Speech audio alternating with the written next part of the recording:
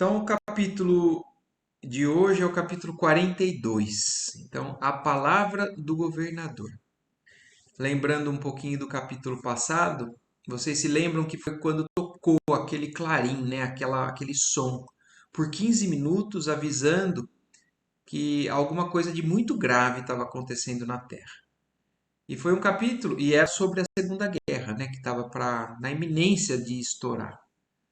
E a gente viu no capítulo anterior como mesmo em nosso lar, né, numa colônia espiritual já saindo, né, da zona de umbral, ele tem pessoas que apesar de estarem comprometidas com o progresso, né, com o crescimento, com o aprendizado, ainda não são tão donas de si com relação ao equilíbrio, à confiança, à ansiedade.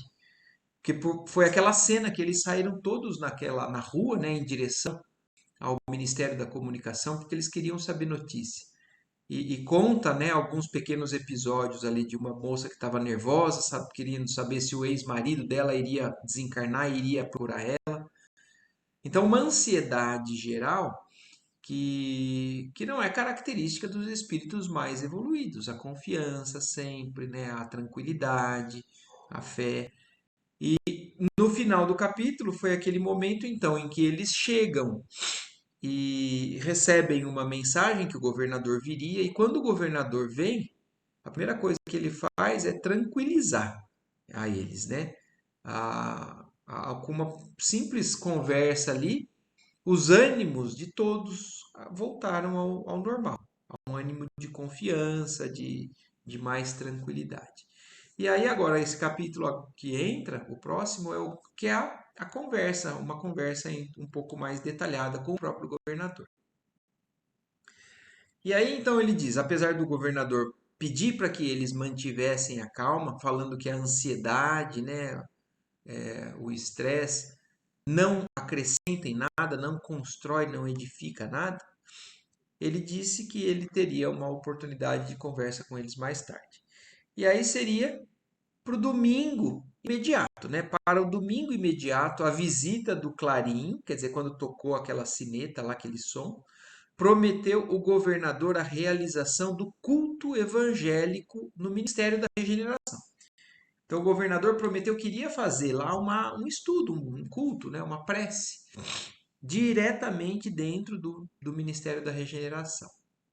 O objetivo essencial da medida, esclareceu a Narcisa, seria a preparação de novas escolas de assistência no auxílio e núcleos de adestramento na regeneração.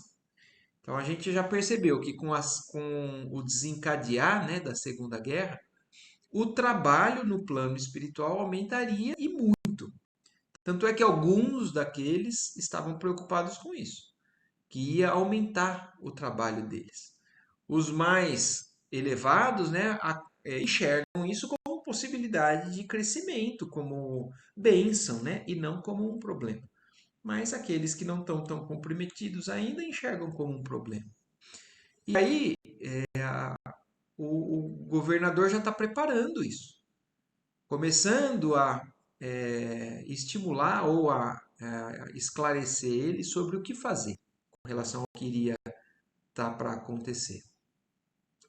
E aí a Narcisa ainda fala, né, para o André Luiz, precisamos organizar, dizia ela, determinados elementos para o serviço hospitalar urgente. E embora o conflito se tenha manifestado tão longe, porque vai estourar na Europa, né? Está estourando na Europa e eles estão no Brasil. Mas embora seja longe, bem como os exercícios adequados contra o medo. Então ela está falando, vão ter que ampliar a área de acolhimento hospitalar, então vão chegar muitas pessoas como se fossem feridos, doentes, né? E também núcleos que previnam ou que façam exercícios adequados contra o medo. Olha que curioso isso, né? A preocupação ou um dos problemas que eles enfrentam no mundo espiritual, e isso, se a gente for pensar, nada mais justo, né? É de ordem mental.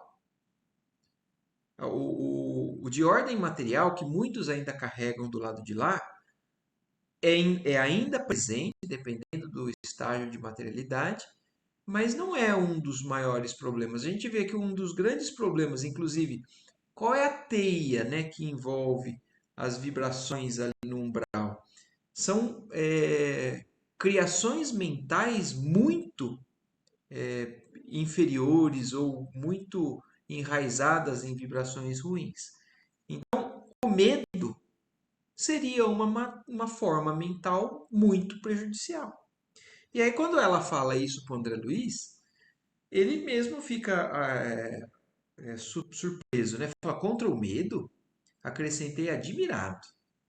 Como não? Respondeu a Narcisa. Objetou a enfermeira atenciosa. Talvez estranhe, como acontece com a muita gente.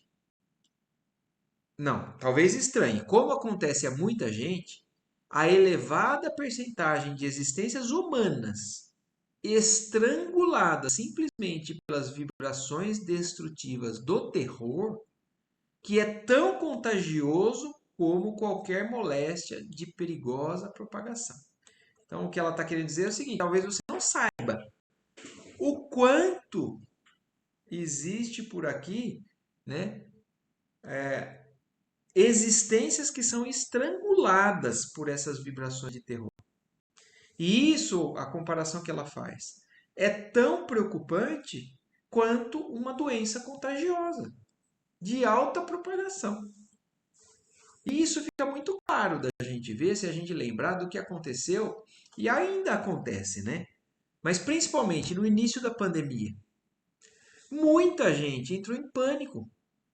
Muita gente praticamente assim se enclausurou de uma maneira que é como se já tivesse acontecido o pior, né? O desencarne. Com medo de desencarnar, se isolaram de maneira doentia. O isolamento era necessário, sim, mas não de maneira doentia para a cabeça. Porque o que muitos dos espíritos pediam para a gente, em várias reuniões mediúnicas que a gente ia fazendo durante a pandemia, era que se mantivesse um padrão mental adequado, uma vibração de confiança, de fé, para que pudesse ajudar eles nesse desequilíbrio que aconteceu que quase que de maneira geral com a humanidade. Então, olha como o terror, o medo, ele acaba gerando uma toda uma esfera, né, no mundo espiritual, um panorama no mundo espiritual que acaba prejudicando toda a ação, inclusive dos espíritos que estão trabalhando ali no caminho certo, no caminho do bem. E aí é que ela está explicando para o André Luiz. Você não tem noção, mas isso é tão prejudicial quanto uma doença contagiosa, muito contagiosa, né? E aí ela fala, classificamos o medo como dos piores inimigos da criatura. Olha isso, né? A gente não consegue às vezes imaginar que o simples fato de uma pessoa ter medo ou entrar numa situação de pânico é um dos piores inimigos de qualquer um de nós aqui encarnados, porque isso faz com que a gente acabe travando, inutilizando muita coisa nas nossas vidas, impedir que a gente avance. E por que que é um dos piores inimigos da criatura, né? Por alojar-se na cidadela da alma. É no íntimo do ser que isso está acontecendo. E a gente viu já também nos capítulos até dos estudos dos mensageiros, né? O quanto que uma cristalização mental, né, de um pensamento acaba por inutilizar ou estagnar um ser por muito tempo, um tempo indeterminado às vezes, que pode ser por dias, por anos, por séculos. Então, ataca as forças mais profundas do ser, os desequilíbrios mentais, principalmente os que vão para esses níveis baixos. E aí o André Luiz, estranhando, né, observando minha estranheza, a Narcisa ainda continuou explicando para ele. Não tenha dúvida. A governadoria, nas atuais emergências, coloca o treinamento contra o medo muito acima das próprias lições de enfermagem. Então, olha isso, num momento como o que eles estavam passando, que eu acho que não foi muito diferente do momento que nós passamos agora. Então, na época da Segunda Guerra, quando tem uma situação de calamidade, de urgência, aqui, no nosso mundo encarnado, o que, que acontece com a população ou com os órgãos competentes? Eles mobilizam forças-tarefas para poder suprir as necessidades. E então, por exemplo, no caso de uma guerra, mas olhando pelo lado do mundo encarnado, aumentar o número de hospitais, de enfermarias, de locais de acolhimento dos feridos. E isso também acontece do lado de lá, mas aqui no mundo espiritual, agora pela descrição do André Luiz, acima desse treinamento ou da ampliação, do acolhimento dos feridos, né, da parte do corpo ou do perispírito, eles colocam o treinamento contra o medo. Então, são trabalhos psicológicos, trabalhos vibracionais, trabalhos que conseguem, de alguma maneira, manipular a carga energética dos seres envolvidos com tudo isso que iria acontecer. E aí ela ainda fala, né? A calma é garantia do êxito. E isso vale, eu acho que para tudo na nossa vida. Não é só para essa questão que ela está falando aqui da guerra que estava acontecendo. Porque em muitas situações, às vezes, na nossa vida, a gente se depara em alguma ocasião com coisas que nos tiram o chão, que nos geram instabilidade, uma insegurança. E desesperar não resolve nada.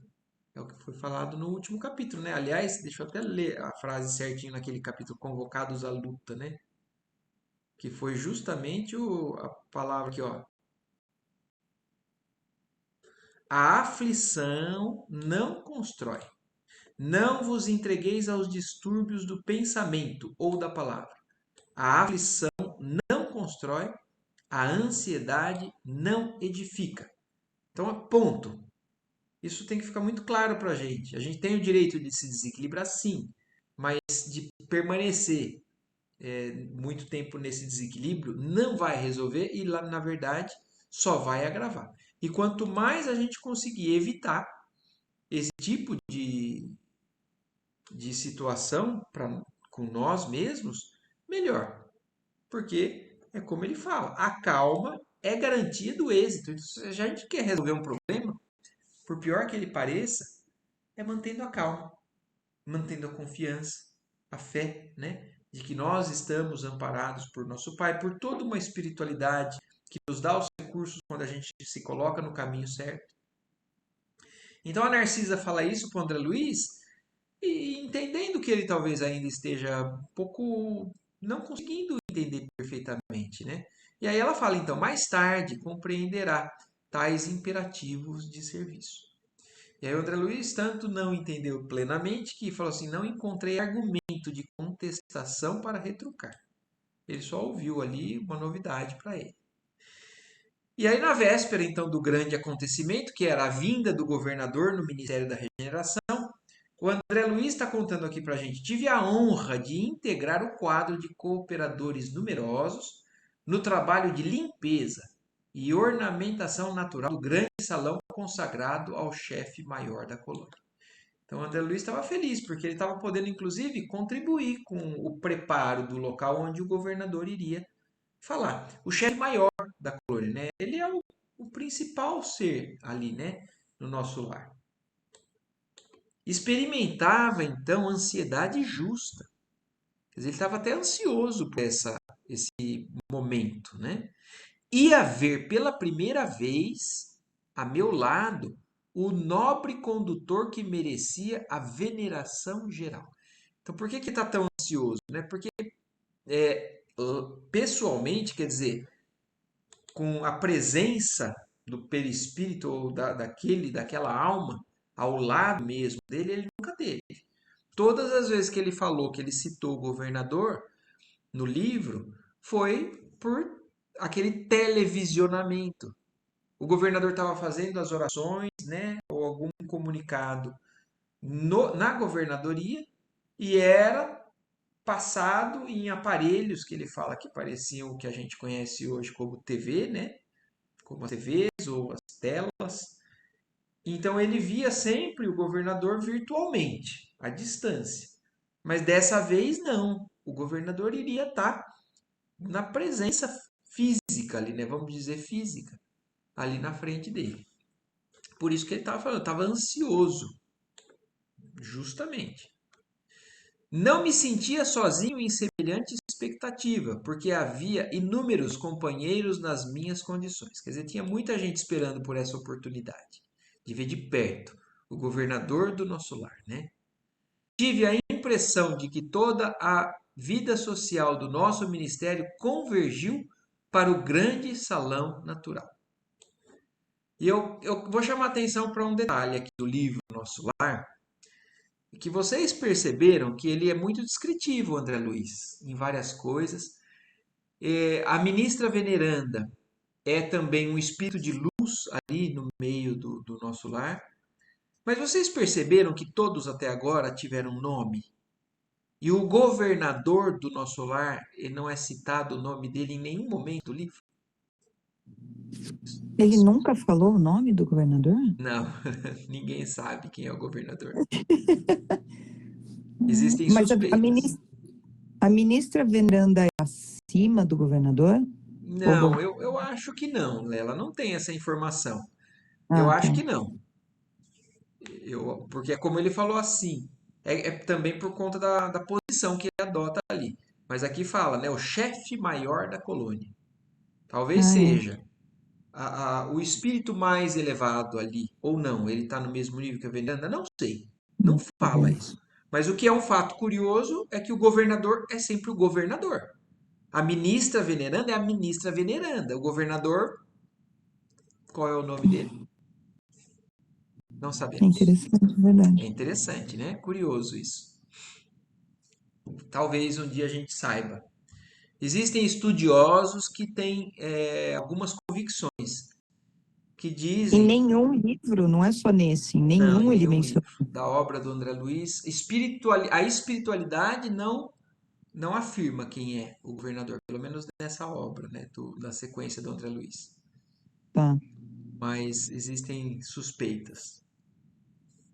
Mas Hum. é para que essa informação não seja divulgada assim Talvez, mesmo? Ele quer talvez não seja depositar? interessante, porque, Bruna, a suspeita é de uma pessoa que teve uma encarnação passada aqui no Brasil mesmo, há não muito tempo.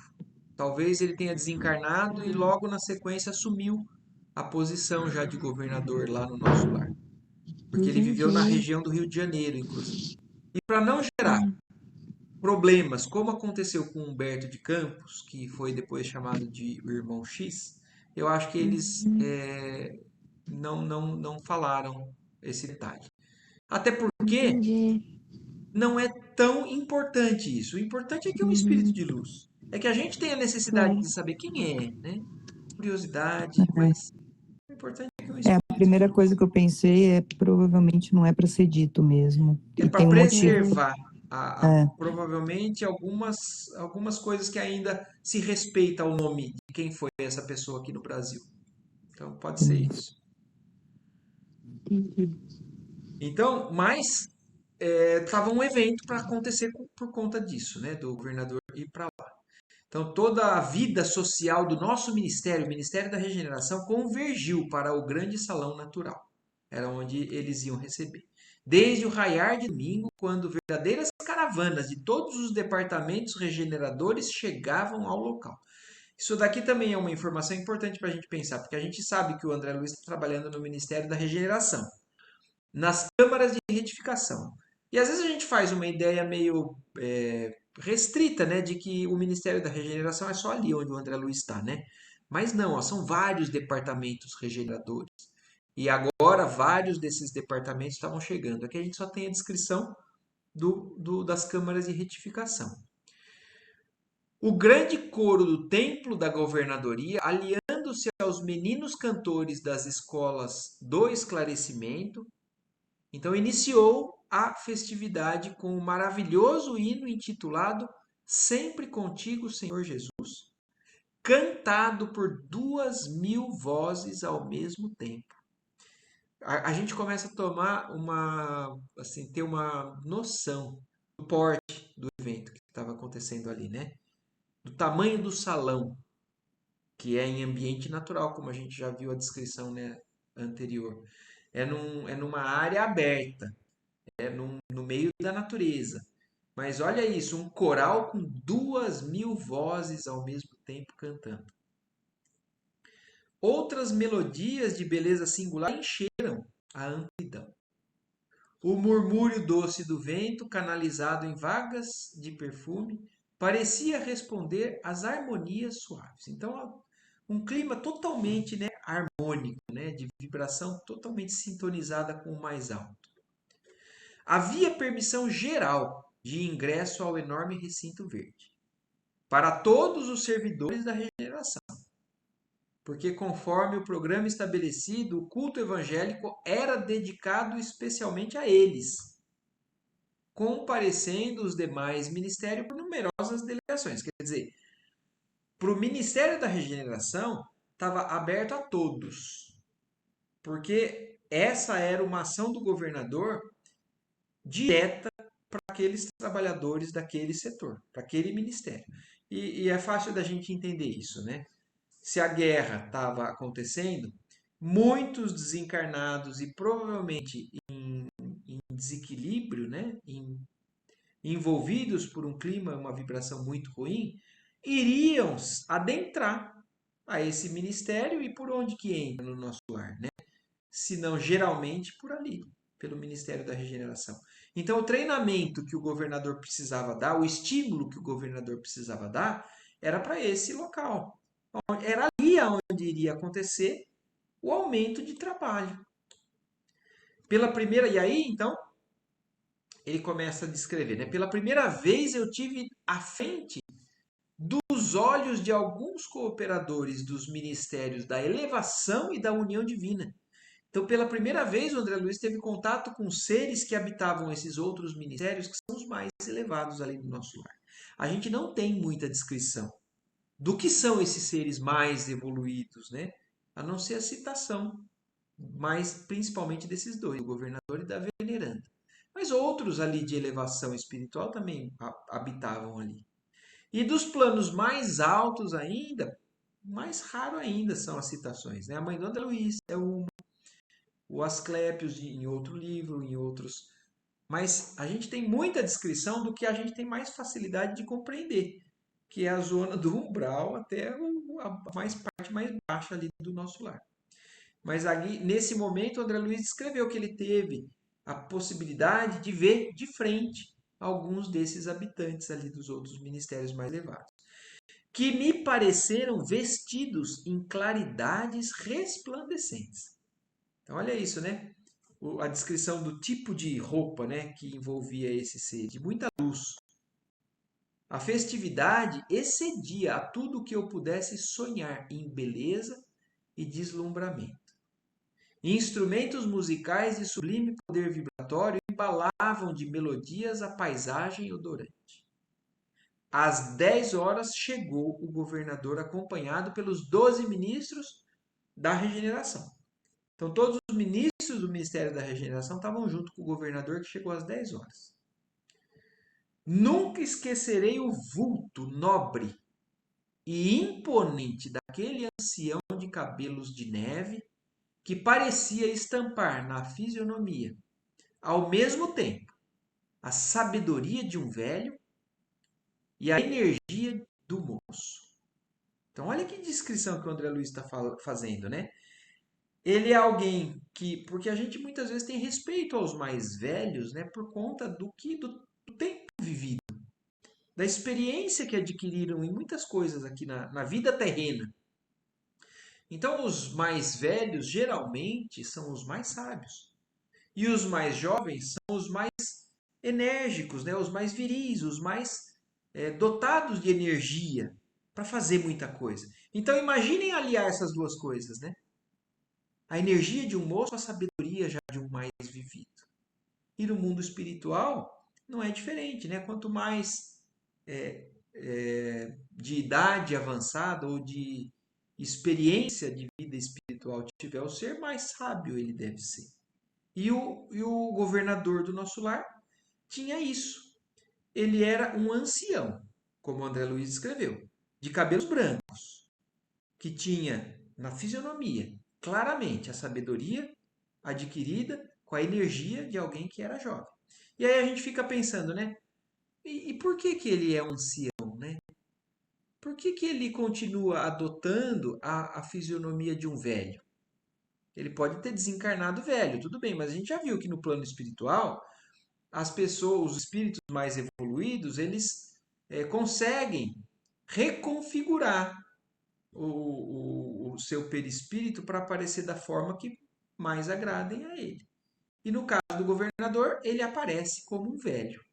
Apesar de espiritualmente a gente saber que a forma não é o mais importante. Mas ele tinha isso, então. As características não acabam por aí, né? Ele fala da sabedoria de um velho, da energia de um moço, da ternura de um santo e a serenidade do administrador consciencioso e justo. Então a gente já começa a ter uma pequena, uma vaga ideia pela descrição do que é, né, um espírito como esse, do governador do nosso lar. Alto, magro, envergando uma túnica muito alva, olhos penetrantes e maravilhosamente lúcidos. Olha que coisa, né? Apoiava-se num bordão, embora caminhasse a prumo juvenil. Quer dizer, ele se apoiava num cajado, né? Algum tipo de apoio. Embora ele tivesse o caminhar com a energia como foi descrita, né? De um jovem. Embora ele tivesse a postura de um jovem, ele tinha algo apoiando. Ele era um aspecto de velho. E aí o André Luiz ficou curioso também, né, com essa descrição que ele nos fez. E aí, satisfazendo minha curiosidade, o Salustio informou, né, ao André Luiz. O governador sempre estimou as atitudes patriarcais, considerando que se deve administrar com amor paterno. Então, olha, agora a gente já começa a entender por quê a escolha do aspecto, né, do estereótipo do administrador, do governador, né? Ele quer manter uma postura de alguém que acaba despertando respeito, né? A gente tem um respeito por alguém com essa descrição. E, acima de tudo, com como se fosse a presença de um pai. Então, alguém que administrasse com o amor de um pai, com toda essa sabedoria, com toda essa energia, mas que todos vissem a ele como realmente um ser mais velho e pudessem mirar nele como se fossem o pai de todos. Olha que bonito, né? Isso, até o porquê que o governador tem essa apresentação para eles. Porque se o governador for num mundo mais, num desses planos mais elevados, talvez ele não adote a mesma fisionomia, né? Mas para eles, para referência deles que respeitam e seguem as instruções dele, a forma física ainda é importante. Sentando-se ele na tribuna suprema, levantaram-se as vozes infantis, seguidas de harpas cariciosas, entoando o hino A Ti, Senhor, nossas vidas. Então, outra música. Então, imaginem, né, o evento, eles entrando, aquele coral cantando, agora uma nova música, né, que essas crianças cantavam. E o velhinho, enérgico e amorável, passeou o olhar pela assembleia compacta, constituída de milhares de assistentes.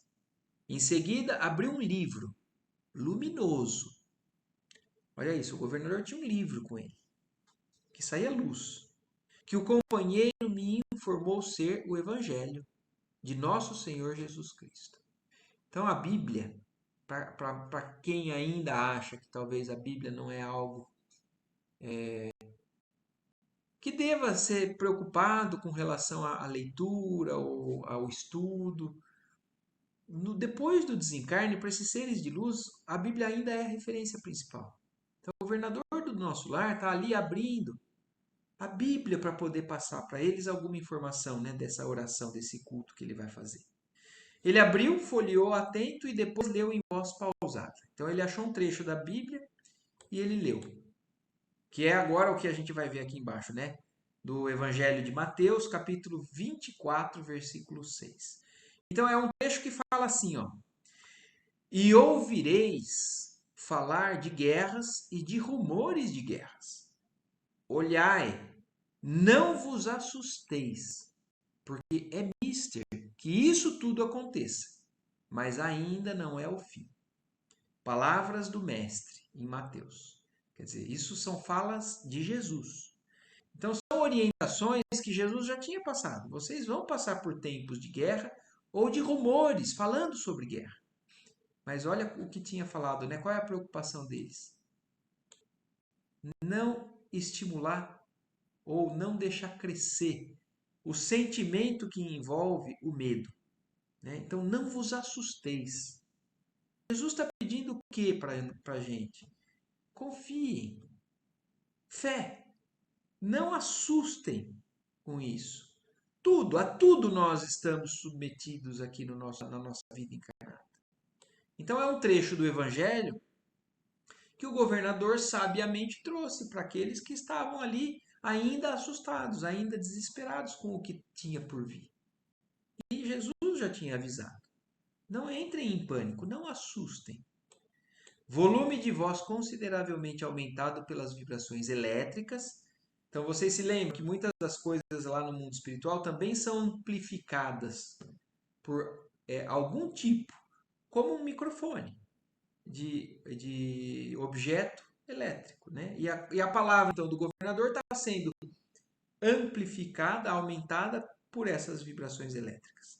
E aí o chefe da cidade orou comovidamente. E aí então o governador fez uma oração, invocando as bênçãos do Cristo, saudando em seguida os representantes da união divina, da elevação, do esclarecimento, da comunicação e do auxílio. Então, todos os outros 5 ministérios estavam presentes ali naquele momento, e o governador fez uma oração, invocou as bênçãos de Jesus, e aí depois acabou saudando a esses todos os presentes ali desses outros ministérios. Mas o foco principal era o Ministério da Regeneração. Então ele dirigiu-se com especial atenção a todos os colaboradores dos trabalhos do ministério, ali da regeneração. Impossível descrever a entonação doce e enérgica, amorosa e convincente daquela voz inesquecível, bem como traduzir no papel humano as considerações divinas do comentário evangélico, vazado em profundo sentimento de veneração pelas coisas sagradas. Então, André Luiz está deixando aqui para a gente claro, ele não conseguiria nem passar para isso em palavras humanas, não conseguiria passar num papel humano o que o governador falou para eles. Quais os comentários que o governador falou sobre esse trecho do evangelho que ele leu ali para eles. E finalizando, em meio ao respeitoso silêncio, dirigiu-se o governador de maneira particular aos servidores da regeneração, exclamando mais ou menos nesses termos. Então, como ele falou, ele não consegue descrever claramente, porque a gente não tem palavras para isso. Mas mais ou menos o que ele quis dizer quando ele se dirigiu aos trabalhadores da regeneração. É para vós, irmãos meus, cujos labores se aproximam das atividades terrestres. Quer dizer, o trabalho da regeneração é o mais próximo das atividades terrestres, e é assim mesmo, né? Com mais propriedade, que dirijo o meu apelo pessoal, muito esperando da vossa nobre dedicação. Elevemos ao máximo nosso padrão de coragem e de espírito de serviço. Então, se nós temos momentos da nossa vida que as coisas apertam, pioram, né, aumentam, não tem problema. É claro que a gente vai demandar talvez uma energia diferente, uma concentração diferente, mas vamos elevar o padrão de coragem e não o padrão de medo, de falta, né, de fé. E o espírito de serviço, como ele fala, né? Então vamos querer trabalhar e não fugir do serviço. Quando as forças da sombra agravam as dificuldades das esferas inferiores, é imprescindível acender novas luzes que dissipem na terra as trevas densas. Então, quando aumentam as forças do mal, que, né, possa o espírito ali de todos os envolvidos acender luz e não aumentar ainda mais as trevas que ali estão acontecendo, né? E é o que todos nós podemos fazer num momento de dificuldade. Se todo mundo entra em desespero, quem é que vai fazer o papel de apaziguar, de tranquilizar? Então nós podemos fazer isso. Num local onde acontece às vezes uma bomba, uma notícia bomba, que todo mundo se desestrutura. Sempre tem alguém que é o ponto de apoio, né? O equilíbrio de todos ali, né? Naquele local. Espera aí que eu não estou conseguindo baixar o... Eu não sei o que aconteceu com o meu mouse. O que eu vou fazer? Eu acho que é o seguinte.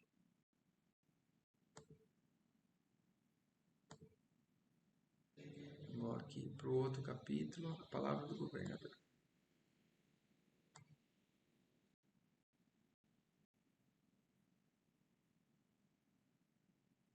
Pronto. Elevemos ao máximo o nosso padrão de coragem e de espírito de serviço. Quando as forças da sombra agravam as dificuldades nas esferas inferiores, é imprescindível acender novas luzes que dissipem essas trevas, né? Então alguém vai ter que fazer luz. Consagrei o culto de hoje a todos os servidores desse ministério, votando-lhes de modo particular a confiança do meu coração. Então, qual que é o treinamento que o governador está fazendo para eles? Não é falar assim, quando chega alguém assim, você faz assim. Se for um machucado assim, você faz assim. Não, é dando energia com relação à coragem. Vocês só não podem descrer do que tem que fazer. Se vocês tiverem espírito de boa vontade, coragem, vocês vão estar com o resto vindo atrás, né? Não me dirijo, pois, nesse momento aos nossos irmãos cujas mentes já funcionam em zonas mais altas da vida. Quer dizer, ele não precisa falar isso para aqueles que já têm esse pensamento sempre voltado para o bem, para a confiança, para o alto. Agora estou me dirigindo a vocês, né? A vós outros, que trazeis nas sandálias da recordação os sinais da poeira do mundo, para exalçar a tarefa gigantesca. Então, são vocês que acabaram de vir de lá, né? Que estão mais próximos da vibração da Terra e que sabem muitas vezes o que esses que estão passando por isso estão sentindo na pele junto, né? Vocês conseguem sentir o medo, a necessidade, e por isso acabam sentindo muitas vezes compaixão por eles. Então é para eles que o governador está se dirigindo, para fortalecer a eles. Nosso lar precisa de 30.000 servidores adestrados no serviço defensivo. Então o governador está precisando de 30.000 trabalhadores que ele pretende conseguir ali, no Ministério da Regeneração. 30.000 trabalhadores que não meçam necessidade de repouso, nem conveniências pessoais, enquanto perdurar nossa batalha com as forças desencadeadas do crime e da ignorância. Então, não é qualquer tipo de serviço que o governador está pedindo aqui. Está pedindo servidores, trabalhadores que não fraquejem, que não precisem de tanto descanso. Está precisando daqueles que são realmente os ponta firme. E ele está recrutando ali. É claro que alguns podem não conseguir, recuar, negar. Sim, todos têm o livre-arbítrio para isso. Mas ele sabe para quem está pedindo. E se por um acaso faltar, é claro que também a gente sabe que Deus manda outros recursos. Mas ali, agora, ele está pedindo justamente para quem precisa trabalhar, para quem precisa redobrar os esforços e ajudar ele. E olha o que ele está falando, né? Para batalhar, para funcionar na linha de defesa contra o mal. Então, como que funciona essa linha de defesa contra o mal, né? E aí ele fala: haverá serviço para todos, nas regiões de limite vibratório. Quer dizer, onde termina uma coisa e começa outra, termina a área da regeneração e começa o umbral propriamente dito, ali naquela faixa, que é onde é a cerca, vamos supor, é o limite vibratório, entre nós, do nosso lar, e os planos inferiores, da onde vem muitos, agora ali, né, das vibrações mais baixas, fala que vão precisar de muito serviço. Porque não podemos esperar o adversário em nossa morada espiritual. Quer dizer, não vamos esperar eles entrarem no nosso lar. Para depois a gente falar, não, vocês têm que sair daqui, vamos limitar a ação de vocês agora aqui dentro. Não. Vamos colocar a linha de defesa da onde eles já não devem passar. Vocês se lembram do capítulo daquele que se chamava o vampiro, né? Que era aquela senhora que estava também nos limites querendo entrar.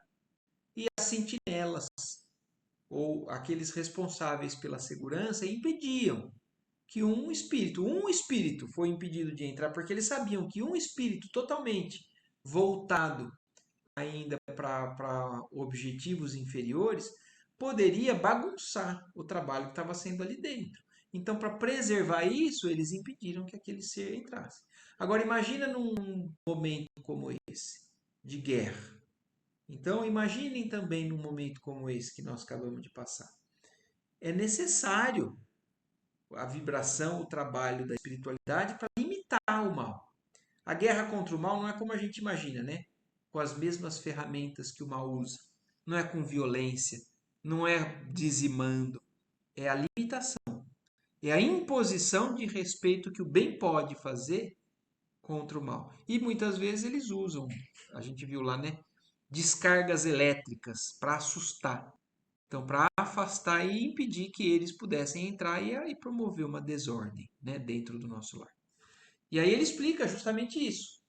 Nas organizações coletivas, quer dizer, ali no ambiente da colônia, do nosso lar, é forçoso considerar a medicina preventiva como medida primordial na preservação da paz interna.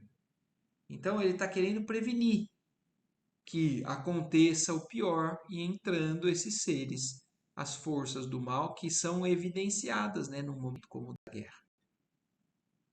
E Ô, é o que está. Marco, Oi. acho que a gente tinha tido uma conversa em relação a isso. Então, porque o nosso lar ele tem um padrão vibratório superior ao umbral, está acima, mas vibrações negativas, como por exemplo a da vampira, podem chegar. É que na minha cabeça eu achei que poderia ter sido quase que uma exceção, mas eles podem tentar de fato chegar até o nosso lar, mesmo tendo um padrão vibratório inferior. Eu acho que, Lela, sim, a resposta é sim. Ela não é uma exceção assim tão isolada. Mas é que É, eu acho que em condições normais de dia a dia, é raro talvez acontecer como aconteceu aquilo. Tanto é que foi uma uhum, única descrição. é, Agora, em momentos como de uma guerra mundial, principalmente, o desequilíbrio energético mental do planeta muda é completamente. verdade. E isso reflete no mundo espiritual. Então, isso dá forças para essas legiões do mal. Até o ponto que eles pedem muito, porque até as próprias as pessoas que estão hoje no nosso lar, nesse momento, pelo medo, pela incerteza, e por isso estão, também baixam o padrão vibratório de lá, né? E facilita a investida dessas legiões, né, mal intencionadas. Porque o que essas legiões fazem, né? Elas sabem que ali é um ambiente onde se pratica o bem, se cultiva o bem, mas é um local que vai contra os interesses deles. Se eles Hum. pudessem, eles entravam e bagunçavam, mas é que eles sabem que eles não conseguem. O bem não é vencido pelo mal. Mas Uhum. eles podem se aproveitar de um momento como esse. E até novos espíritos, né, que estão desencarnando num momento como esse também, ainda não tem a claridade do que está acontecendo, né? Então, exatamente, muitos partem para o lado de lá perdidos. É, Inclusive, o que estariam em condições normais também, às vezes desencarnando e indo para um local, mas quando são submetidas a uma prova como essa, às vezes baixam. É, uma, uma crise desse nível para todos nós. Às vezes expõe os nossos monstros, né? Ou nos coloca de frente para o espelho do que a gente ainda não é capaz de lidar, ou as nossas fraquezas com relação à nossa testemunho de fé mesmo, eu quero dizer. Assim, até onde que eu posso me dizer que eu sou realmente crente, cristão, seguro? Aonde que é o meu limite? Porque às vezes a gente encontra situações que a gente enxerga o nosso limite. Assim, aí a gente se desequilibra ou se desestrutura ou entra em pânico e é aí que a gente vê. E às vezes são pessoas que são passadas para o lado de lá totalmente desequilibradas. Não era o padrão normal, mas não é uma situação normal, né? O que eles estão vivendo agora, nesse momento. Por isso, eles estão enfatizando os trabalhos no plano espiritual para se combater o medo, para não baixar o padrão vibratório de uma maneira tão drástica ainda, mais do que o que já vai acontecer. tá claro. Obrigada. E aí ele fala: somos em nosso lar mais de 1 milhão de criaturas devotadas aos desígnios superiores e ao melhoramento moral de nós mesmos. Quer dizer, é como a gente viu no capítulo anterior, são criaturas bem intencionadas, já estão preocupadas em crescer, mas elas são vulneráveis a algum certo desequilíbrio.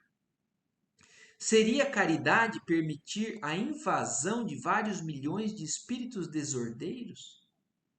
Não podemos, portanto, hesitar no que se refere à defesa do bem.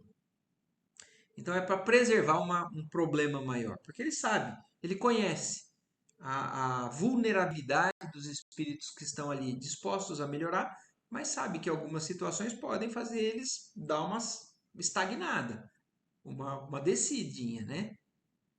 Sei que muitos de vós recordais nesse instante o grande crucificado. E agora o que ele está falando, né? Porque ele está chamando o pessoal para combater o mal. Mas aí ele está chamando a atenção. Talvez alguns de vocês estejam pensando: ah, mas Jesus, que era a nossa referência, ele ensinou quando o mal vier, a gente não reagir. Jesus foi crucificado, né? Sim, Jesus entregou-se à turba de amotinados e criminosos por amor à redenção de nós, mas não entregou o mundo à desordem ou ao aniquilamento. Jesus deu o exemplo do que é possível fazer com nós mesmos quando realmente a situação é inevitável. O que Jesus ensinou naquele momento? É possível estar em paz e perdoar quem está fazendo mal para mim. Agora, a pretexto disso, então eu não vou falar assim, ó, ah não, então vocês podem fazer isso com com a humanidade. Você não consegue ver uma pessoa querendo prejudicar outra sem tentar pelo menos impedir que aquilo aconteça, né? Então não é deixar porque eu sou do bem, eu sou da paz, nada me acontece, pode deixar eles entrarem porque nós somos do bem. Não, Jesus não estimulou a desordem e o aniquilamento, porque seria isso que aconteceria se eles invadissem o nosso lar, que é uma colônia de regeneração. Todos devemos estar prontos para o sacrifício individual, mas não podemos entregar nossa morada aos malfeitores. Existe um limite, uma diferença, né, entre a gente limitar o mal, entre a gente combater o mal com o mal, que é o que muitas vezes as pessoas acham que é o que tem que ser feito, ou de simplesmente ser uma pessoa totalmente inerte, deixando que o mal faça o que quiser. Não é lógico isso, né? Então, lógico que a nossa tarefa essencial é de confraternização e paz, de amor e alívio aos que sofrem. Então, é claro, essa ainda é a mensagem principal. Porque pode gerar uma confusão, né? Nós vamos perdoar os que são do mal? Sim, vamos perdoar. A nossa mensagem é de paz, é não entrar em conflito, é de amor, de alívio aos que sofrem? Sim. Claro que interpretaremos todo mal como desperdício de energia e todo crime como enfermidade da alma. Entretanto, quer dizer, eles não condenam o mal. Esse é uma linha difícil da gente conseguir entender, né? Porque a gente costuma entrar numa vibração de quando a gente vê uma coisa muito errada acontecendo, a gente condena a pessoa que está fazendo aquilo e quer que a pessoa sofra as consequências daquilo que ele está fazendo. Então não é isso. O perdoar é querer o bem daquela pessoa, mas não é estimular ela a continuar fazendo isso. Então todo mal é interpretado como desperdício de energia pelos planos superiores. E todo crime é uma enfermidade.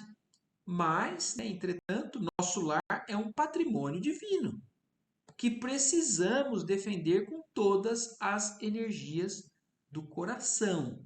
Não é as energias da violência, é do coração, amar de verdade. E essa vibração de amor é suficiente para repelir.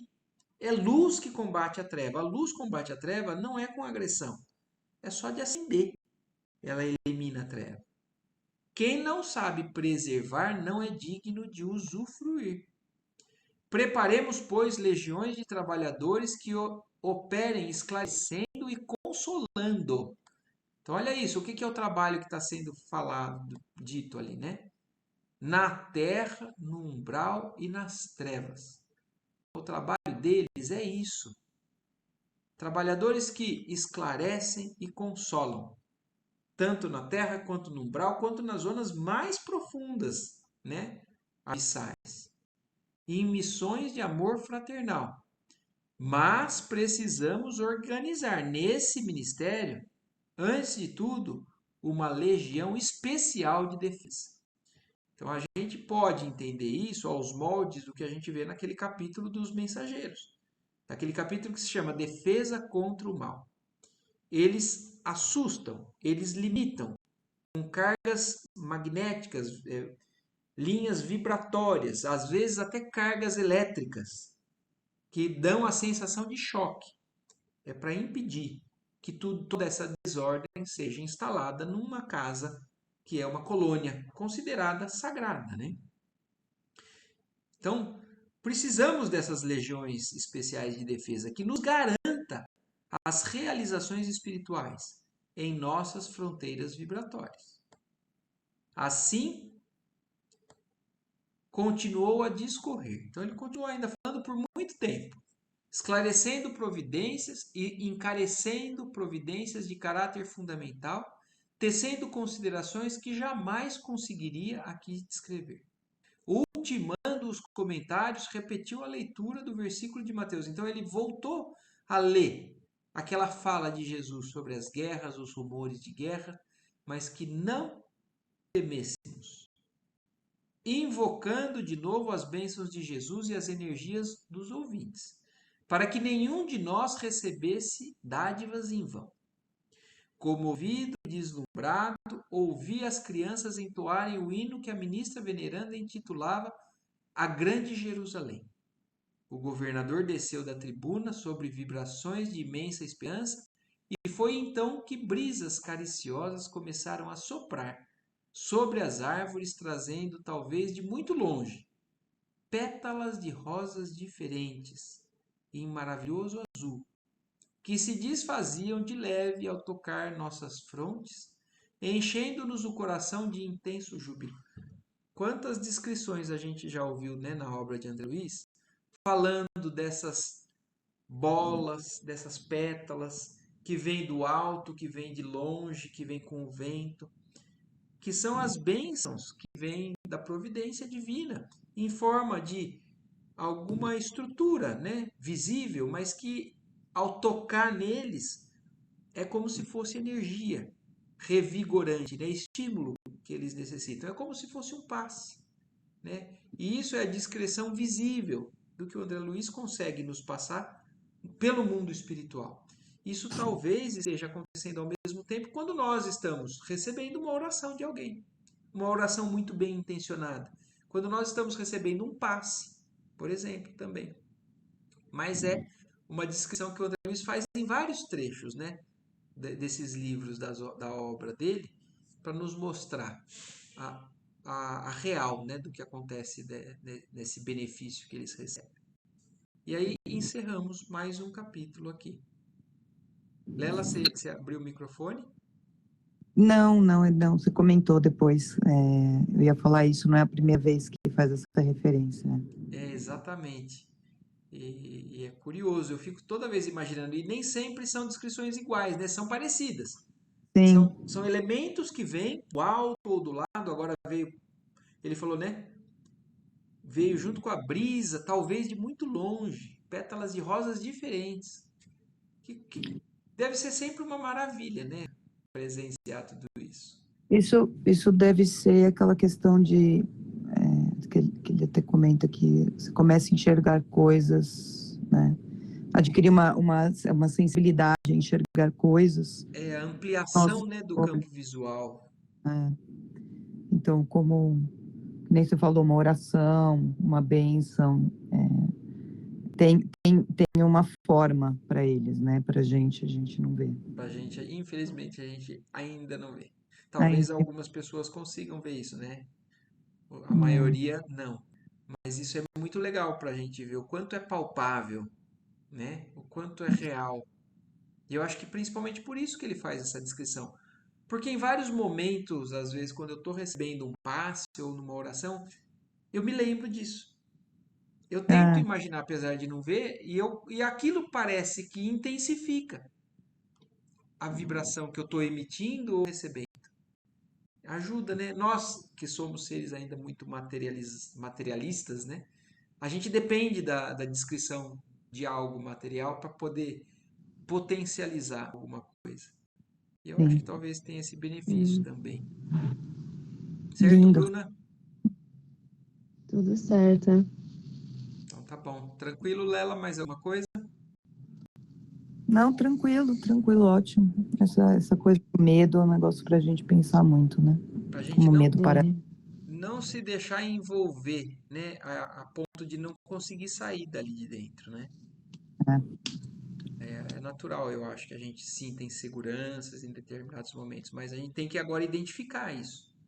Identificar Eu o fiquei quanto isso é pensando, prejudicial. né? Eu fiquei pensando o quanto a grande hoje em dia a doença da humanidade, essa coisa da síndrome do medo, né? O é. pânico tem sido É, bastante evidenciado. e não, e outra coisa, agora você falando, eu fiquei pensando, porque ele mesmo comentou o quanto que isso é contagioso.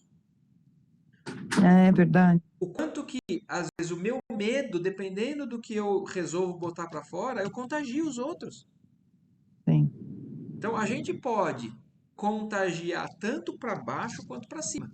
Aquilo que eu falei, como ele falou, vamos ser luz no meio das trevas. Então, aonde se começa a instalar um ambiente de desespero, a gente pode fazer o contrário. Mas às vezes a gente acaba fazendo exatamente o que não deve. Fazendo comentário que leve uma insegurança, que leve, passe uma insegurança nossa, né? E acaba, imagina, não foi o que aconteceu com a pandemia? Foi. Totalmente. Uma disseminação de uma vibração de medo, né? Então E no vamos. dia a dia também, né? Eu não sei, parece que a gente vive cada vez com mais medo das coisas. Às E vezes aí, a gente então, e a fala gente até no tem que. intuito de ajudar, né? Assim, alertar alguém sobre algo que possa acontecer, mas vai gerando um estado de pânico em todo mundo mesmo. Quantas pessoas, né, não sofrem hoje com síndrome de pânico? Pois é. E é o que ele falou, limita demais a pessoa, né? Você vai se fechando, chega um momento que você não tem mais força para fazer nada. Você estagna.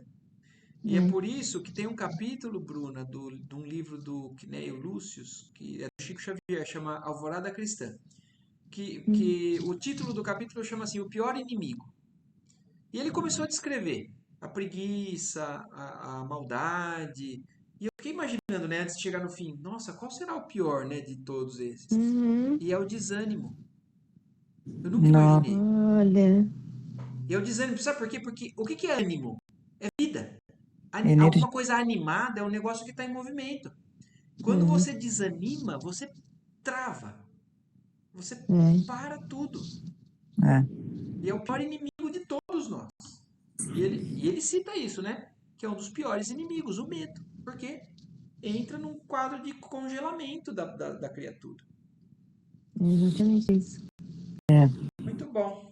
Muito bom. Então tá bom. Obrigada mais uma Muito vez. legal. Eu que agradeço. Boa noite para vocês. Boa Obrigada, Boa Marco. semana, noite. Boa viu? noite, gente. Boa Tchau, tchau. semana.